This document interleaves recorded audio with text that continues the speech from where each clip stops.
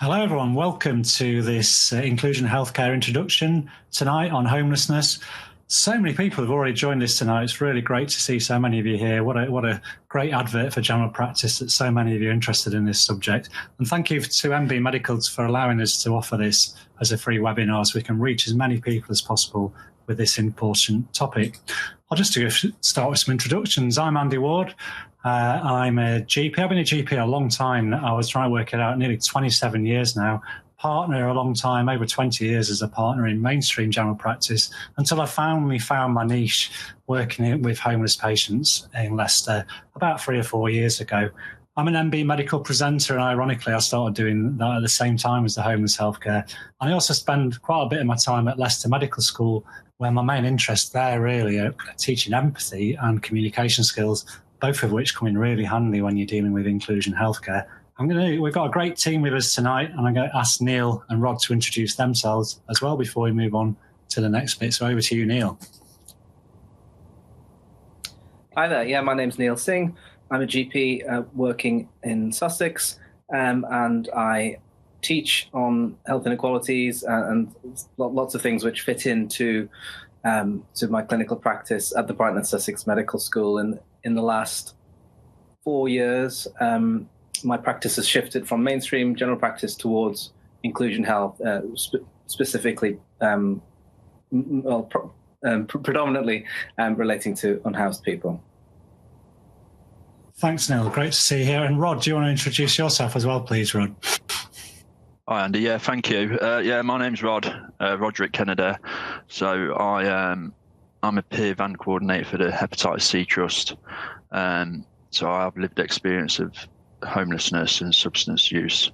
And in my role, the van is like basically a mobile clinic. So we go out and test people for hepatitis C, support people through treatment for the hepatitis C on the van. So it's basically a one-stop shop. So you can be tested for hepatitis C on the van, see the nurse on the van, have your liver checked on the van.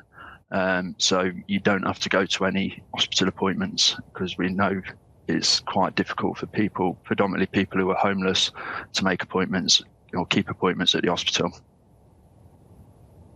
Thanks, Rod. And Rod's an Aston Villa fan, so he's already a little bit disappointed about tonight. So I decided I wasn't going to mention it, but there we go. Let's move on. So we're going to go through quite a bit this evening, so I'm going to get through quite a few topics, so we'll move on quickly. I'm going to think about inclusion health. So this is the first of our sessions on inclusion health. But just to think about what that means, what is covered by that, talk about homelessness, some of the frankly shocking statistics around that, the main health problems, the barriers that stop people from accessing healthcare, and then what we as mainstream GPs can actually do about how can we improve things for patients who are homeless within our practices. So what is inclusion health? Well, it's a bit of an umbrella term, really, and it describes loads of people who are socially excluded, really, and those people suffer from lots of risk factors that sort of interact with each other, and they cause poor health, so poverty, violence, discrimination, complex trauma. There's quite a lot of people who would fall into those groups. People experiencing homelessness that we're talking about tonight, but gypsies and travellers, sex workers, vulnerable migrants, for instance. And there's intersectionality between those groups. So people don't tend to stay in just one group. You may see someone who's experiencing homelessness, who's also using substances and working as a sex worker as well. So people will move between groups. And actually someone who's experiencing homelessness may not spend their whole life in that situation and may move out of that sort of category as well. So it's a fairly fluid sort of concept. And all of these patients face lots of barriers to accessing healthcare, and have poor health comes as a result of that. And we often talk about these groups being hard to reach. I would actually say the flip's true. It's actually hard for them to reach us. Now, also just to let you know, there are some relevant free MB clinics available that we've done in the past, which you can access. I'll put some links in the resources, one about migrant and refugee health, one about the cost of living crisis, one about harmful gambling, which are relevant. But as I say, tonight we're going to focus on people experiencing homelessness. So what is homelessness? I'm going to put a question out to you guys first. Do you regularly treat people who are experiencing homelessness? So this is a yes/no answer. All the questions, all these sort of quizzes we do are anonymous, so just click away without fear of being revealed for who you really are. I'm just really interested to see how many of you out there are actually actively treating people who are experiencing homelessness at the moment. So let's have a look. I've got a handy little monitor so I can see how many of you are answering this. And while you're doing it, I'll just also mention the Q&A that's there as well. If you've not done an NB in medical webinar before, if you use the Q&A, you can actually post questions to us as well. I'd encourage you to do so if there's something that's not quite clear or you want a bit more information on it, or if you've got an example of something you want to share with us, pop that in there. We're going to be hearing from Rod a bit later on as well, and if you've got any questions for Rod and his lived experience, pop those in there as well. We'll ask Rod those questions as well. Okay, so let's see what we've got here. So sort of half and half, really. So most of you don't treat people, but there's a good chunk of you who are involved in treating people experiencing homelessness. So I'm going to think about what is homelessness, how is it defined actually, and there are different types of homelessness. Rough sleeping, which is the one that you tend to think about when you think about homelessness, the person sleeping on a park bench or in a shop doorway as you walk through the city. And if you ever see any news reports about homelessness, they're the photographs you always see, aren't there? And it's quite hard to know how many people are affected by that. People don't tend to report in when they're doing that. And the way they do it is they do a count. So on a single night in autumn, usually, all the local authorities will send their outreach teams out and they will count as many rough sleepers as they can find on that single night and then report back, and all that's added up to make the total. So we're looking around about 4,000 rough sleepers.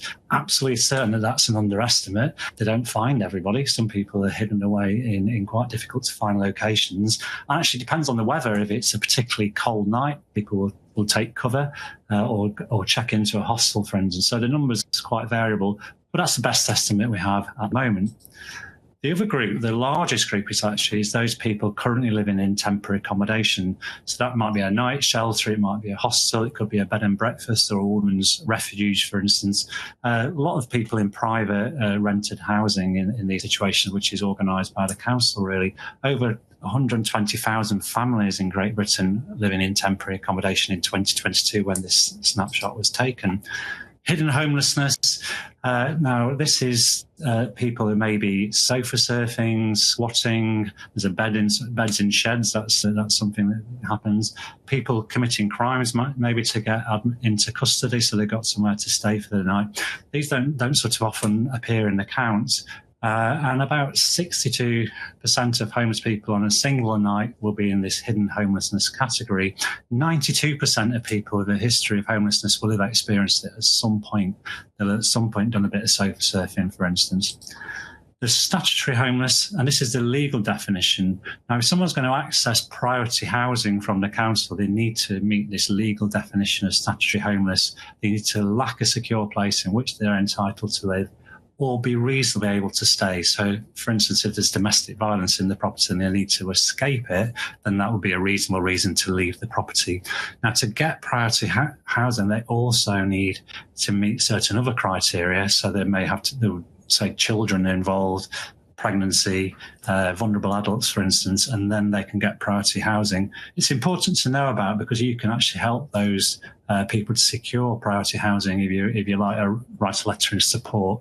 And Shelter provides some great templates to help with that if you're asked to do that. And it's important, it's not great if children are out on the streets at all. And then the final category, this is recognised by NICE in their recent homeless guidelines, is people at risk of homelessness, very soon. So people with very low paid jobs who are really struggling to pay the bills, for instance, living in poverty, the housing may be poor, the landlord might be a bit dodgy, or people with a previous history of homelessness recently, they may end up facing homelessness quite soon. So these are the categories of homelessness. And it's worth thinking, actually, does that actually change your answer to the previous question where I asked you whether you regularly treat people experiencing homelessness? With that wider definition, it's probably quite likely that you are. There's almost certainly somebody sofa surfing in your practice area at the very least. And what are the causes of homelessness? Social causes, there's an absolute dearth of affordable housing in the UK, particularly in big cities. People just can't get anywhere to rent or stay. Poverty obviously plays into that. Unemployment plays into that as well. Particular life events can trigger it. So leaving prison, leaving care, or leaving the military. And actually, in a recent survey of homeless people in London, 5% of them had a previous service in the armed forces. And those are people where accommodation has been provided for them and has been taken away now they've, for instance, left the military or prison. People escaping violent or abusive relationships, family conflicts, relationship breakdown. I saw an elderly couple in our practice recently, and I asked them how come they were homeless, and they hadn't been able to afford the mortgage on the house, so the son had taken it over and allowed them to stay in the house while he was paying the mortgage. And then they had a massive family breakup, and he threw them out of the house, and they were homeless, which was a bit of a shock, I'm sure. Being a refugee, not many people may not be aware that when you're an asylum seeker, the Home Office is forced to provide accommodation for you. But when you get refugee status, that is no longer a requirement for the Home Office. Increasingly in the practice where I work, we're seeing refugees who are becoming homeless, so they lose their right to housing. If you can't get a job or benefits in time, then you can end up on the street. And then health issues, particularly mental or physical health problems, which make it hard to work or hold down a job. Substance use and addiction, including gambling addiction, plays into this as well. In nearly all cases, if you look at that list, in nearly all cases, homelessness is preventable, almost predictable in some of these cases. You could actually see it coming and do something about it if you had the right resources. And in every case, it can be ended. So if you find someone who's homeless, it can be restored with the right support. Crisis estimate 1.9 billion would end homeless in the UK completely. And we did it. We did it in COVID. When COVID hit, we got everybody in. We got everyone off the streets. It's achievable if there's the will to do that. So just going to go through some of the horrifying statistics around homelessness now before we go to Rod and Neil. So at the moment, this is the latest figures from December 2024, about over 350,000 homeless in England. This is in England. It doesn't include Scotland and Wales. The majority, the lion's share of those in temporary accommodation, as I said, mostly families with children. That's a 14% increase in the last 12 months. And 354,000 is 1 in 160 people in England. So this is pretty common. 45% of the families in temporary accommodation have been in that temporary accommodation for more than 2 years. And there's over 1.3 million people on social housing waiting lists. So this is what's playing into this problem. It's quite horrible to think that over 160,000 children spent Christmas without a home. And then hostels and homeless accommodation, the sort of things that we think about when we think about homeless people, 16,000 in there. It's quite a small proportion of the total number of people who are homeless. The government estimates the cost of homeless in the UK is about £1 billion a year. When you think it costs 1.9 billion to end it, and we're spending £1 billion a year to keep it, that makes you think, doesn't it? And a lot of those costs in the NHS, for instance, it costs 4 times the average cost of the general population per homeless people. They tend to use the NHS in a fairly chaotic way. Lots of A&E attendances, admissions to hospital when they get really sick and they need to be admitted. Worse physical and mental health, 60% have a long-term physical condition or disability, 82% with a mental health diagnosis, and 45% of those are self-medicating with drugs and alcohol to cope with the effects of that mental health problem. And this was an interesting study. They went into a hostel in London and they did frailty scores on the residents of that hostel and found that despite the fact that the average age of the residents they checked was 56, their frailty scores were those of 89-year-olds. They were measuring grip strength, cognitive tests, mobility scores, and it was 89 was the average frailty score age of that population. This is a pretty frail, pretty unwell group of people. And this cliff edge of inequality is quite shocking. You're all familiar with this sort of a graph. This is standardized mortality ratio compared to deprivation. The 10th number there is the most deprived 10% of the UK. And you can see, obviously, as you'd expect, it gets worse as you get more down the deprivation curve. If you separate out homeless people, prisoners, sex workers, and people with substance misuse, you get this cliff edge of mortality. It's 8 to 12 times higher than the general population. And the average age of death for a person experiencing homelessness, 47 for a man and 43 for a woman. That's in the UK. That's really shocking. And homelessness kills. That's the truth of it. It's actually quite hard to get statistics on how many people die as a result of homelessness, because it often doesn't get included on a death certificate. But Crisis did a study into this, and if you look at the causes of death, alcohol, drugs, suicide, there are high levels of causes of death there.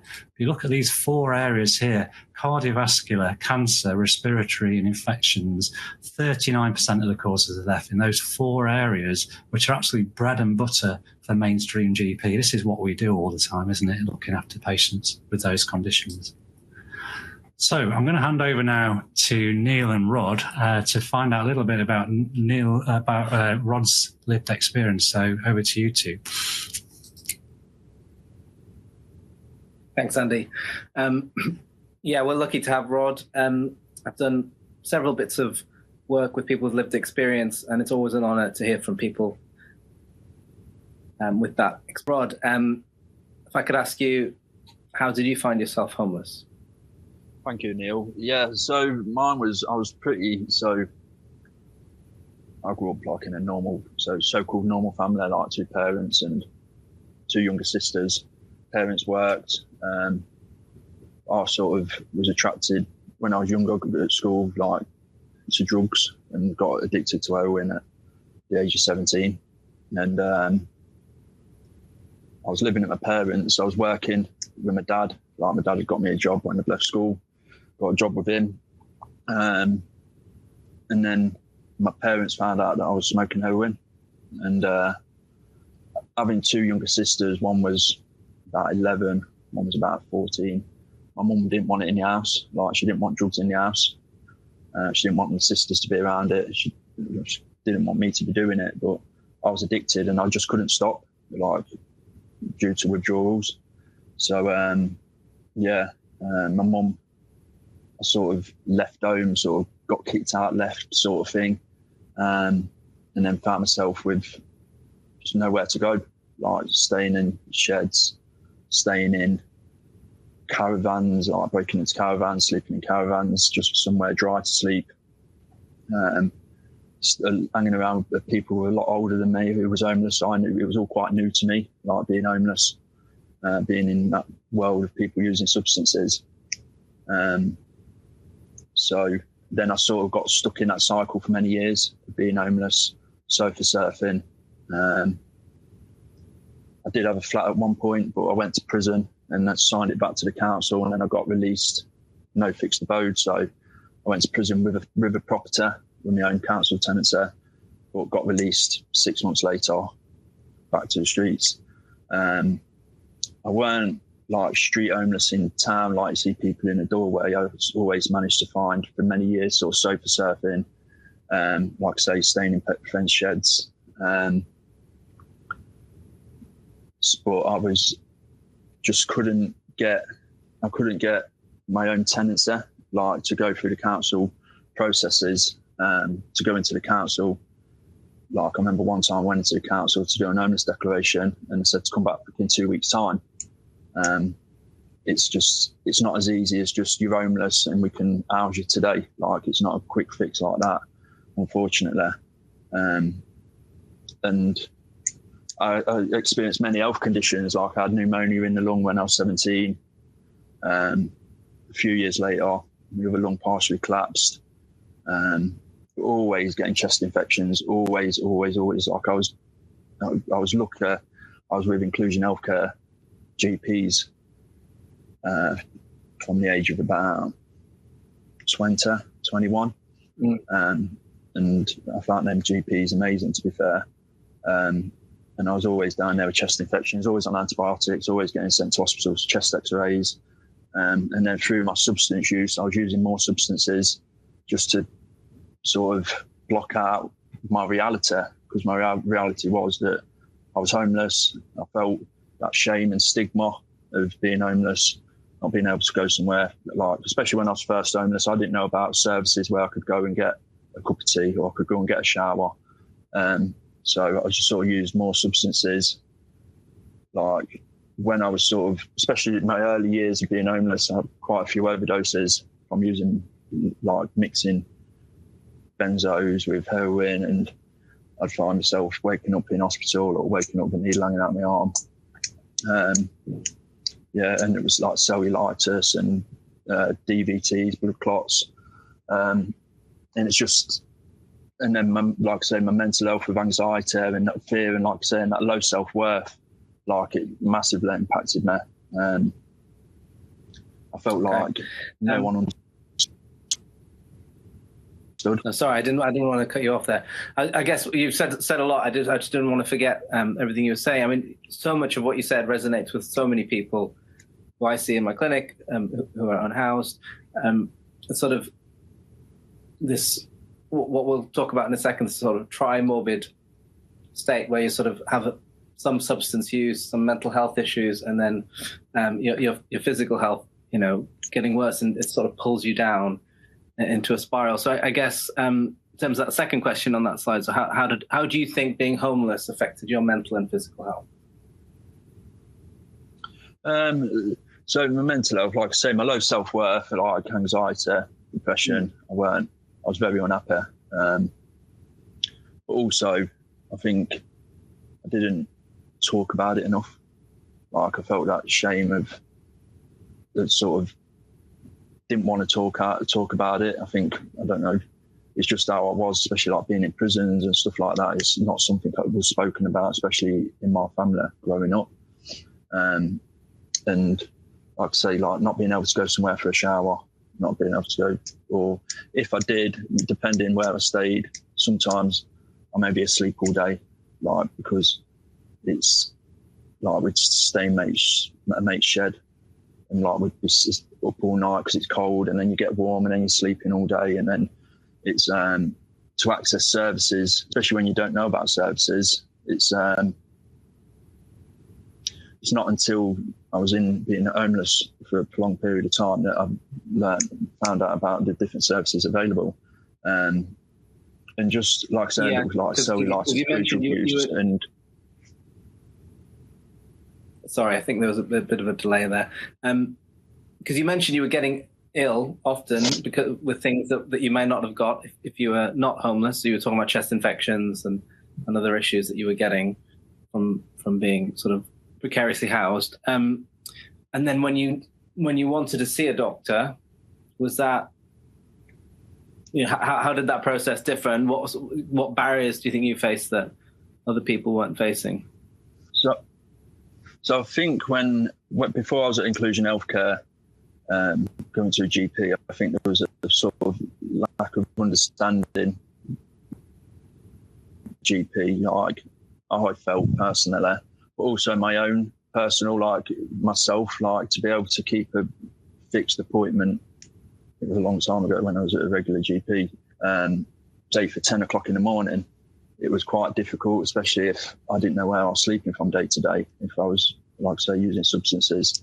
And I think now, like I support people now who are homeless, and they find it difficult to access GPs through to many other reasons. But I think when I was homeless with Inclusion Healthcare, if I can give you one example. So this is purely me. I had a pain in my lung and my chest, and I had it for a couple of days, but because I was using substances, because I was looking for somewhere to stay, I just kept putting the doctors off, kept putting it off. Eventually it got that bad. I went down to the GP, Inclusion Healthcare, and they said I had to immediately go to the hospital, and my lung had partially collapsed and I had a blood clot. And it's something what I just kept putting off partially because of the substances and having to get substances, and partially because I'm trying to find somewhere to stay for the night. Like you've just got so much going on in that world. Like you've just got so much going on. It's hard to keep regular appointments or prioritise your health. I think in primary care, we think we're very approachable and accessible, and we are compared to hospital services. But as we're going to discuss, I think in more detail, the system is shaped around a sort of inverted commas typical patient, and not all patients fit that mold. So I think this, what you've said, sort of the challenges you're facing, sort of getting help, and sort of I think that will spark some conversation later. Andy, I'm going to hand it back to you if that's all right. Thanks, Neil, and thanks, Rod, for being so honest and telling us about how bad it was for you. I've been told by Daniel, who's our technical support, there's a bit of a problem with the questions, so you're not seeing the questions and answers that people are posting. So just if you have a question for Rod, for Neil, or myself, just put it in the Q&A. We'll pick it up. We'll answer it verbally to make it easy. So please post your comments or questions as we go along. What are the main health issues? You've heard some of the health issues there that Rod described, and what are the health issues that we see with our people experiencing homelessness? Well, quite a lot, really. I mean, 63% of them report a long-term condition. Now, this was a big survey done by Homeless Link in 2022. It's the latest data I could find. Nearly 6,000 people responded to these questions about their health. So it's a big group of people. The majority of those people were between the ages of 25 to 54. So these are relatively young people. So if you see that 63% of them are reporting a long-term condition, that's pretty bad when you think about the age of that group. 78% report a physical health condition. Joint aches, muscle aches, bones and joint problems are the most common physical complaints. Dental problems in second place. If you can't clean your teeth very easily, your teeth get quite bad, and actually a lot of substance use damages teeth as well. If you're doing that, that's for the dentist to sort out, though, not for us, I guess. And then asthma is the third most common that people complain about. Again, really typical primary care conditions that we should be able to help our patients with. 67% reporting a disability, 22% of the general population report disabilities. So you can see there's a big problem here with the health impact of being homeless. Mental health, as we mentioned, is much higher than in the general population. 72% experiencing depression. We heard from Rod there how depression really affected him. The national rate of depression is about 16%. So you can see this is a huge difference to what we're seeing with our general population. A lot of anxiety as well, 60%. And this multiple mental health comorbidities is a thing you regularly see. Over 80% reporting that. Higher rates of PTSD, higher rates of personality disorder, psychosis than the general population. But at the end of the day, the commonest mental health problems are anxiety and depression. Again, something we as GPs generally feel comfortable helping patients with. 45% of those patients self-medicated with drugs or alcohol to get through the day, as we heard from Rob there as well. It's something, the only sort of crutch they can use at times. Suicide rates double the general population rate, and self-harm rates 30 times higher. So this is all pretty grim information we're getting across here. Drugs and alcohol use, we have to mention it. 54% report using drugs in the last 12 months against a national illegal drug rate of about 8%. 38% though are saying this is a problem. They want help with it. They want to come off drugs. They don't like using drugs, so they want some support with that. Cannabis and weed is the most commonly used, as in common with the general population. But we are seeing increasing uses of crack, cocaine, and heroin, and cocaine particularly associated with a lot of deaths in the last 12 months. And that we're starting to see nitazines getting into the supply chain. These are synthetic opioids, a bit like fentanyl. The Mexican drug cartels hoovered up all the fentanyl for the US market. So the European drug gangs had to develop nitazines as their replacement. Very, very dangerous in overdose. It's really potent and has been responsible for at least 300 deaths this year already, actually, nitazines. It gets mixed in with heroin, it gets mixed in with cocaine, it's getting mixed in with benzodiazepine tablets or artificial benzodiazepine tablets. So just making sure people are aware of this if you get a chance.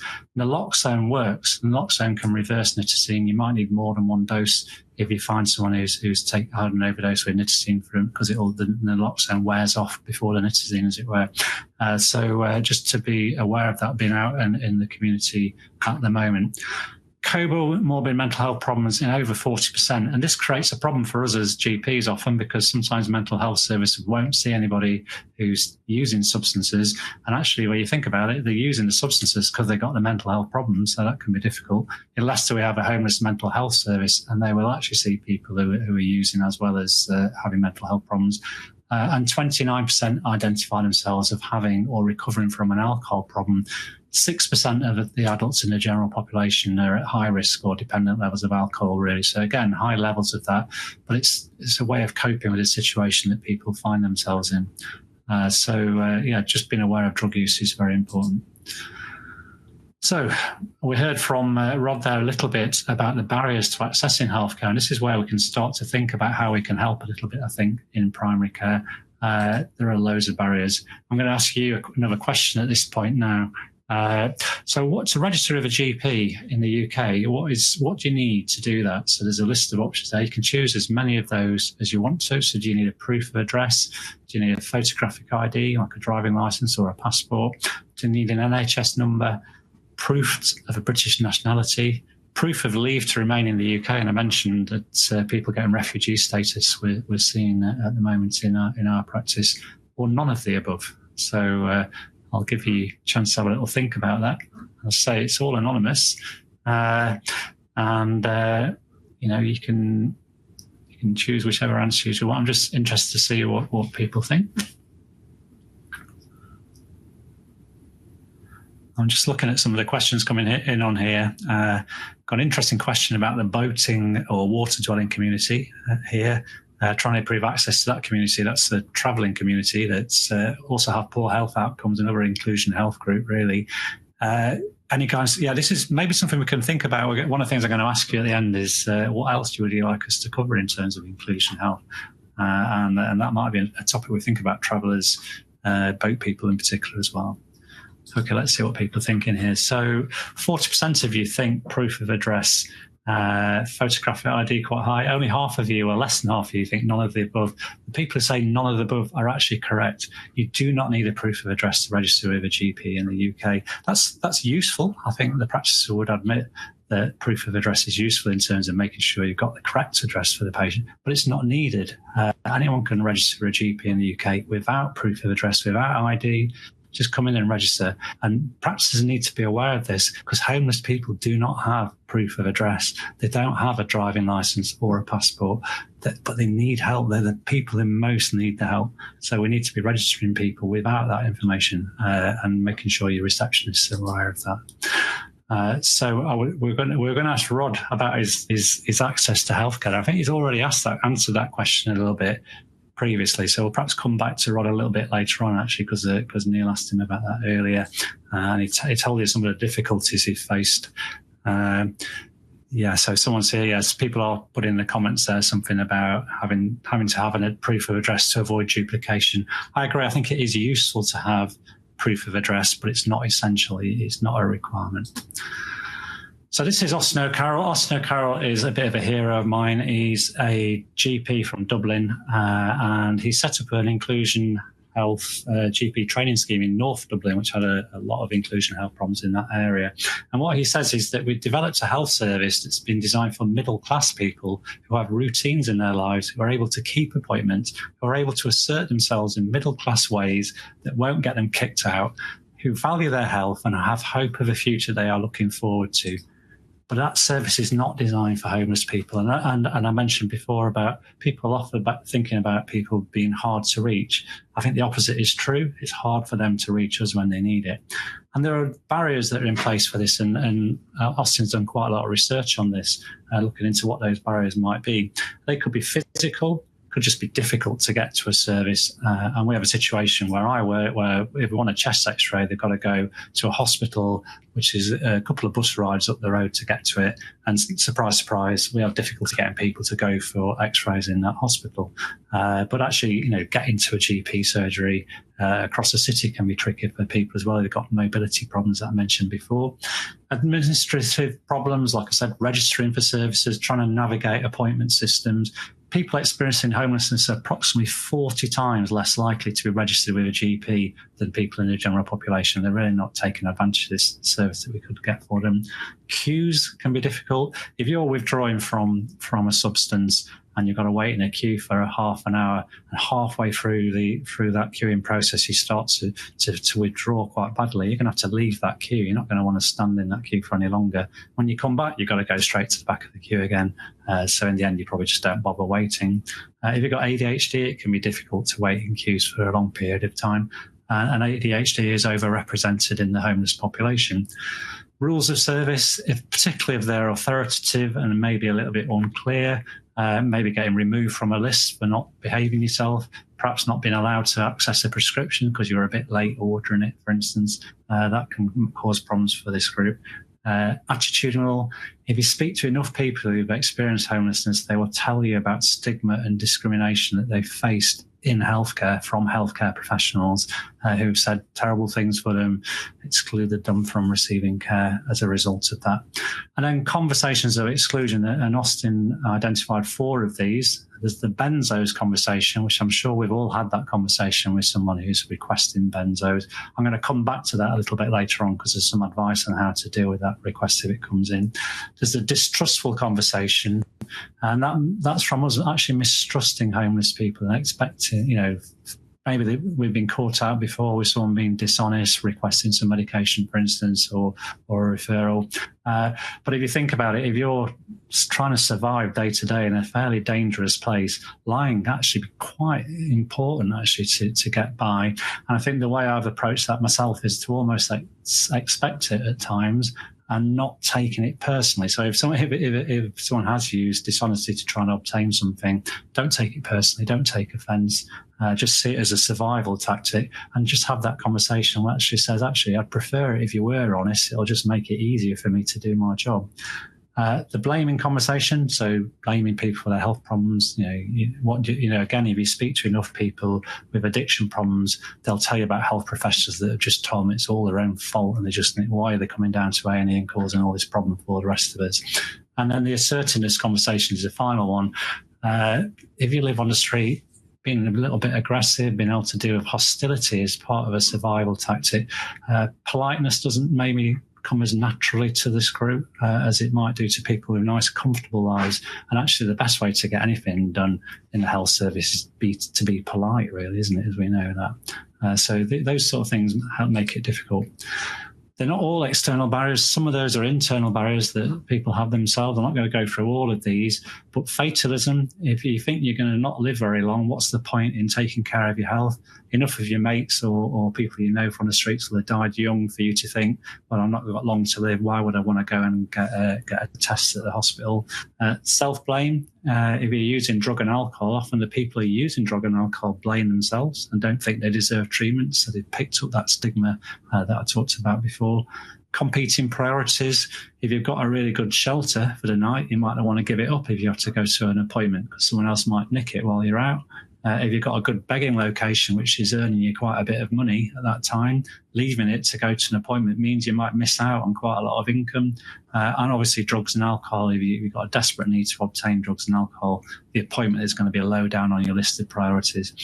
And then finally, communication difficulties, just a shameless plug for my own paper on this.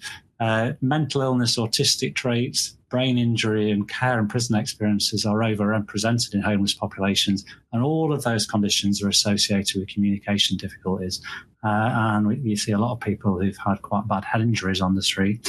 And if you know that, and you realise that actually this person does find communication a little bit difficult, it just makes the whole consultation a little bit different. You're going to approach it in a slightly different way. The general advice, the number one point I would say, is just slow down a bit. And then when you think you've slowed down, slow down a bit more, and that will help people with communication difficulties.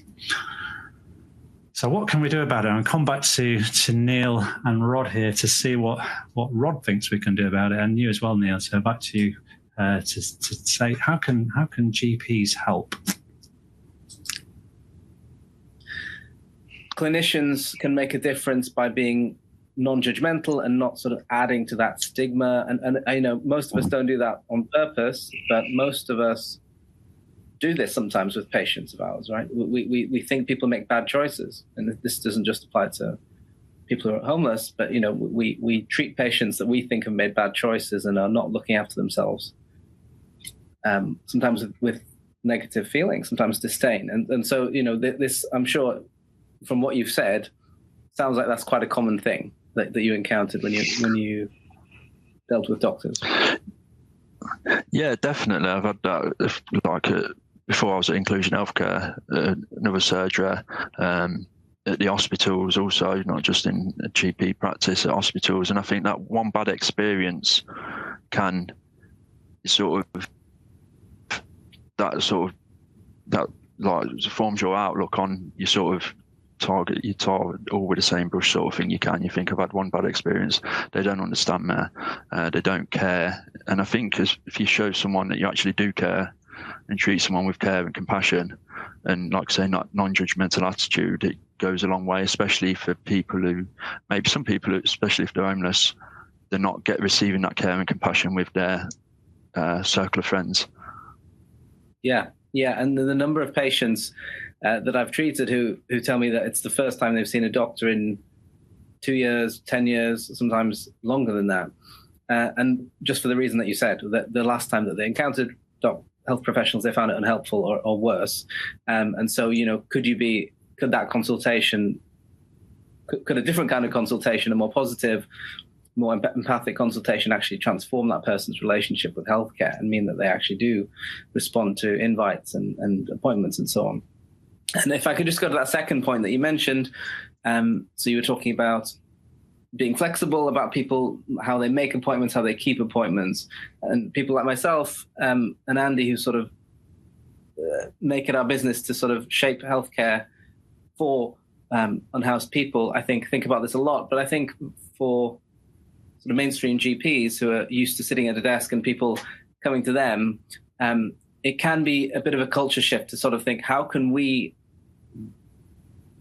flex our service? How can we change the way we do things, where we do things, how long the appointments are, who's in the room even, and the kinds of conversations that we have. It can be a bit of a culture shift to sort of change the entire way of practicing, to sort of flip it. Instead of the patient having to sort of come to you, that you're sort of going across the halfway line to sort of meet the patient where they are, which I think does make a huge difference. So I think that's the point well made. Do you have any other thoughts before we move on, Rod? I think keeping a regular GP, building that relationship with somebody.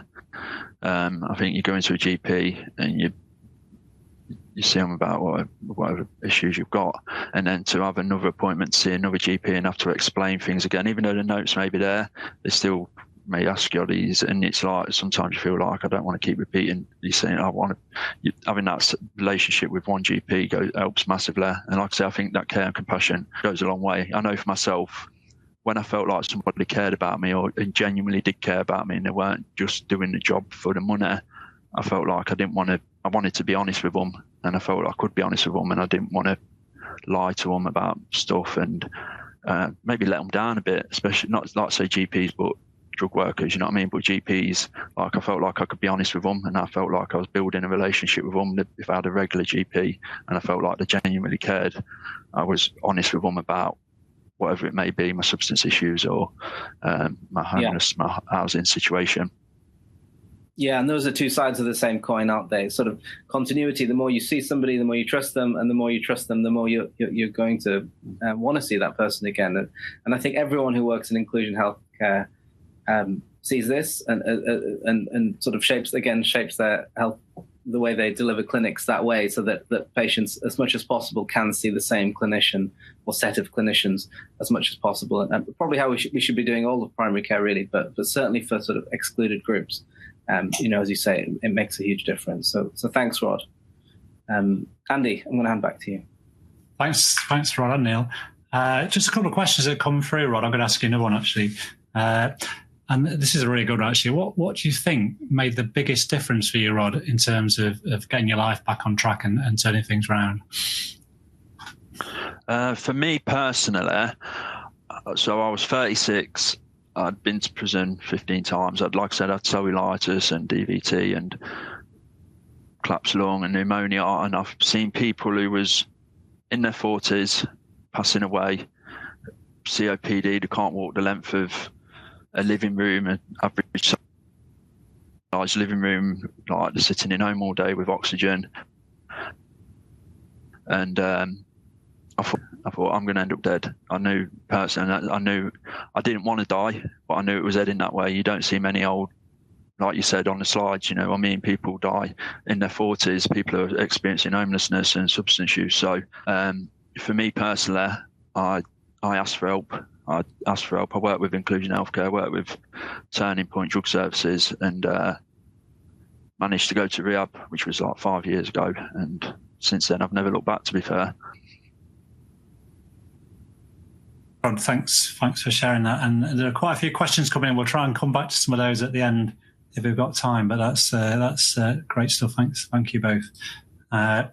So how can we help? And this is the nice to actually produce some guidelines on this. Actually, I'm going to go through some of those and some of the ideas that take it from the practice where I work and from my experience trying to help people experiencing homelessness or inclusion healthcare groups. The first thing to do is to think about those barriers that we've already talked about and that Rod has mentioned as well, and how can you undo some of those barriers. And one of the keys is the attitudes of all staff who work in the practice. So you could be the most empathic, caring doctor with the best ideas for looking after homeless people in the country. But if your receptionist is not, it's actually putting a block up for the people when they come in and not treating them with empathy and care, then they're not going to get to see you. And actually Pathway, which are a great charity, they run lots of training for GPs involved in inclusion health, have produced this really good package on the standards that GP receptionists should stick to when looking after people experiencing homelessness. It's a great idea for a PLT maybe, if you have these sorts of groups, to perhaps run some training for the staff. Just make sure the staff are all on board with this if you want to help. Getting that registration regulations right. There's in the resources some links to various leaflets, posters, cards that people can have that just say, yeah, you're okay, you can register here, you don't need that proof of address. Think about your appointment systems. As we mentioned before, they are set up for middle-class people with really organised lives, diaries, phones with calendars on that they keep up to date with. Can you be a little bit more flexible, as Neil was saying? If someone turns up 10, 15 minutes late, could you see them anyway? Can you try and squeeze them in? Because if you turn them away, that might be a massive missed opportunity that you've had there. If someone doesn't attend an appointment, what do? Do you just have a 10-minute break and put your feet up? Or is there a way of maybe trying to reach out for that person? If you ring people on the mobile, and quite a lot of homeless people do have mobile phones, if it's an unrecognised number coming through, there's a fair chance they're not going to answer it on the first ring, because it could be someone looking for money, for instance, or to hassle them. So I usually send a text to tell them I'm about to ring them, and they should answer if it's an unrecognised number, because then I've got a better chance of actually getting to speak to them. Also, if someone is coming perhaps for their first appointment, particularly, maybe seeing if it's possible to offer a longer appointment time, if it's only just for that first appointment, just to build a bit of rapport. If someone's got addiction, mental health problems, cognitive difficulties, all those things, it's going to take a little bit longer. Giving appointment cards with a time on as well, so they're not relying on the phones to get that information, that can be really helpful. And then telling me it's okay to bring support workers for appointments as well. They want them to come in with them, because sometimes that can make the difference. Someone's more likely to wait in the waiting room if they've got a support worker with them than if they haven't. And then think about your waiting room. Have you got these posters up with lots of pictures of policemen carting people off to prison for misbehaving? I mean, zero tolerance is important, but actually if you just come out of prison and you come into a surgery and the first thing you see is a picture of a judge, that's perhaps not the best thing you want to see. It's not going to make you feel less annoyed or less likely to kick off. Have you got more welcoming signage for people who arrive in the waiting room? Is there maybe a chance for a private area that someone could sit? If you've been sleeping on the streets, you're feeling a bit scruffy, maybe a bit smelly. You don't want other people in the waiting room to be looking at you, maybe talking about you, for instance. Is there something you can do about that? Referrals are a problem. If you send someone off who needs to go for an outpatient appointment, they get their letter through the post to tell them where to go. If you haven't got an address, how are you going to manage that?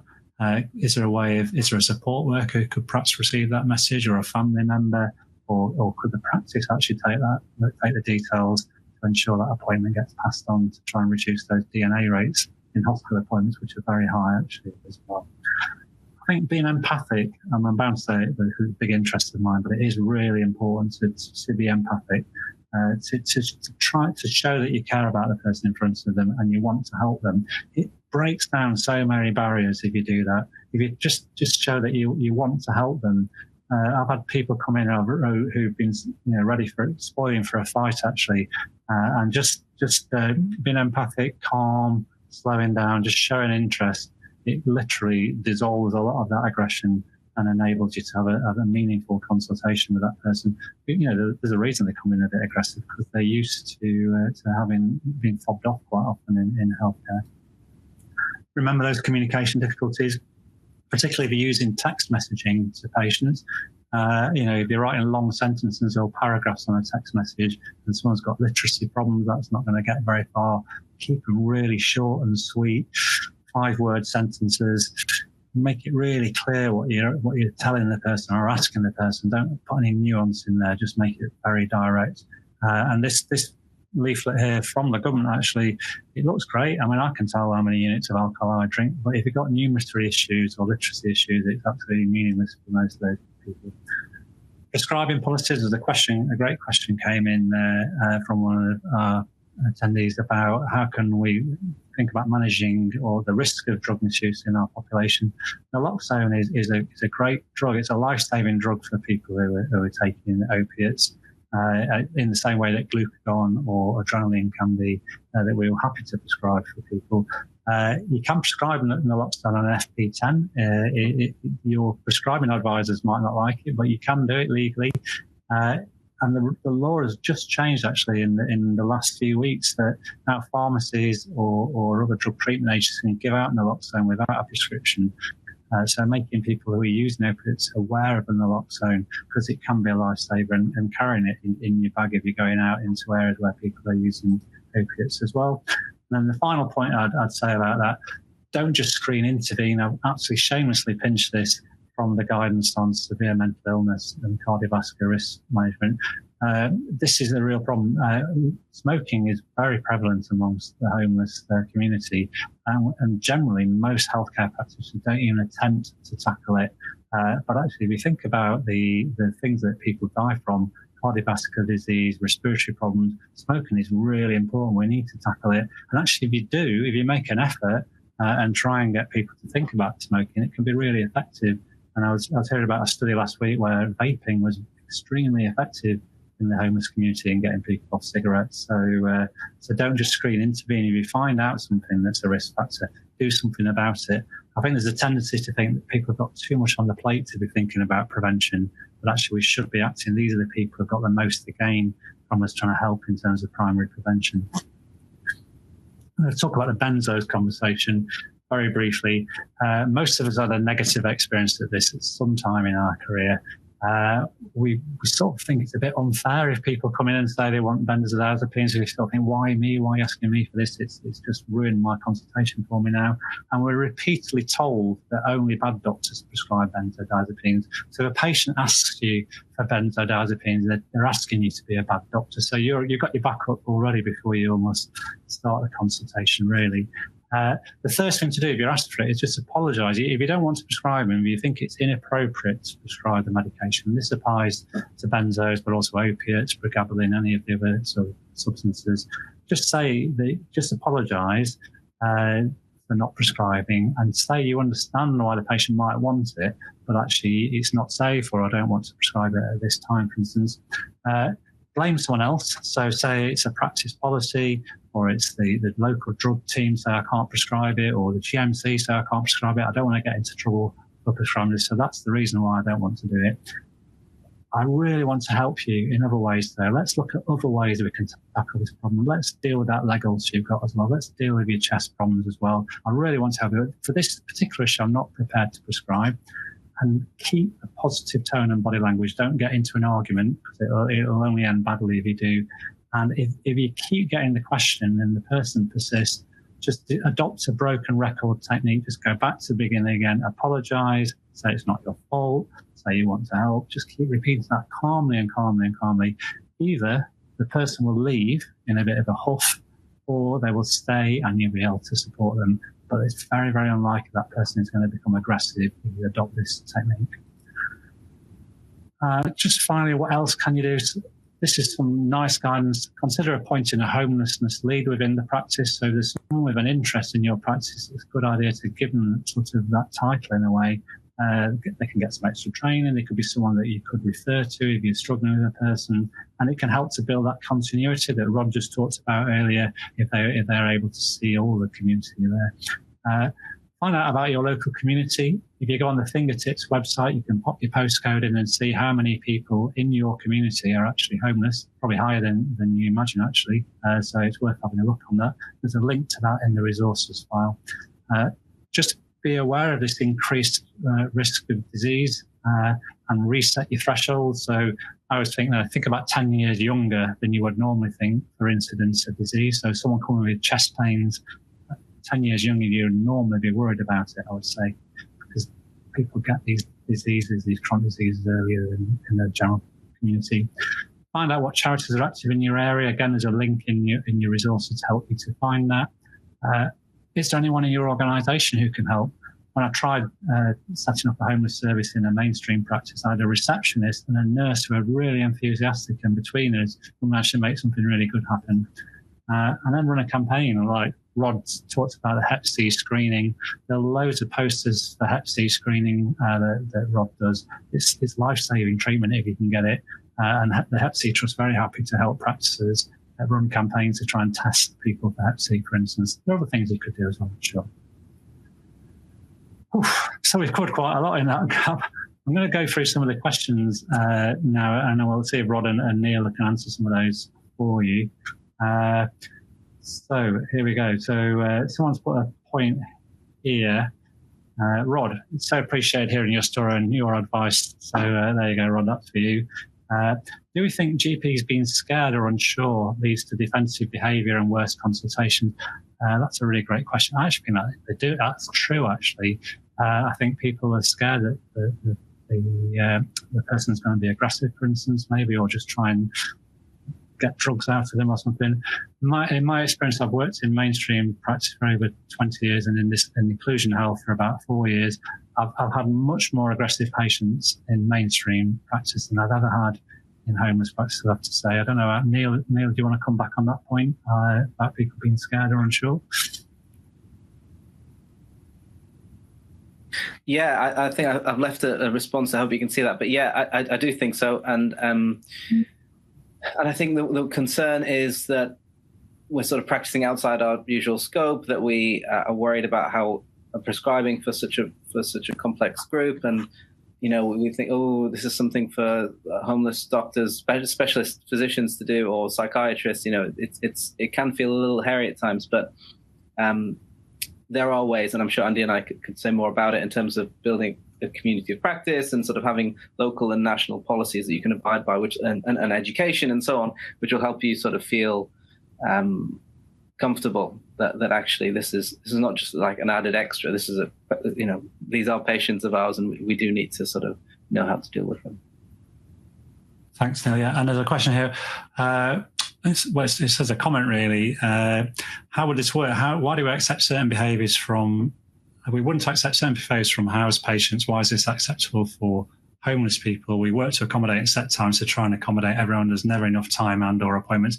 Well, we're under a lot of pressure in the system, absolutely. But this group of patients are the most needy in society. You saw that cliff edge of mortality, which is so depressing to look at. And I think, unfortunately, if we adopt that approach, you're just excluding that group completely. I mean, we're quite fortunate in Leicester that we have a specialist GP service, which makes things a little bit easier, but not every city or town has that luxury.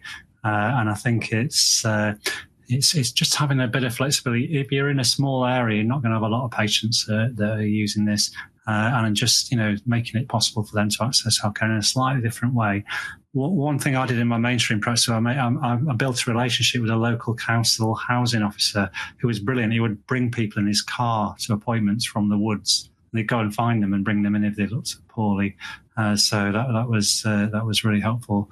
And then final question, I'm going to ask this one to Rod, actually. Rod, what do you think is the best, most important thing a healthcare professional could do to help someone who is homeless when you've got limited time? It's a good one for you to answer, I think, Rod. Yeah. The best they can do when you've got limited time. Be honest with them about your limited time. I think maybe, I don't know, to be honest, if you could get on back in for another appointment. I know myself, when I moved GP from Inclusion Healthcare, I went to see the GP and it was like, we can only see you for one thing. And it was like, the most important thing was my chest infection. But I think, I don't know, maybe sometimes it's like in GPs, like they have nurses on site, don't they? Maybe if you could go out and see a nurse. I know when I was at Inclusion Healthcare, they have nurses there. So if it's something what a GP could see me with, but then I may be able to go into another room and see a nurse. Yeah, just be honest with them, to be honest. And yeah, it's a difficult one, ain't it? It's a very difficult one with limited time. But likewise, some people's health's important, ain't it? So yeah, thanks. I'm unsure, to be fair. Yeah, maybe a nurse on site. Great, thank you. So we've come to the end. Actually, we've run out of time, I'm afraid. I noticed there's quite a lot of questions on there that we've not had time to answer. What I'll do, we'll work through some of these after the session finishes, and you'll be able to see your answers on demand later if you want to. So I apologise for not being able to get through all the questions this evening. It's been a really great to hear from Rod and Neil. I want to really thank Rod and Neil for their input, and you really give us a different perspective on this, and thanks for taking part. If anyone has any questions about anything, please feel free to email me, andrew@nbmedical.com. And thanks for your time. It's been great to have you along.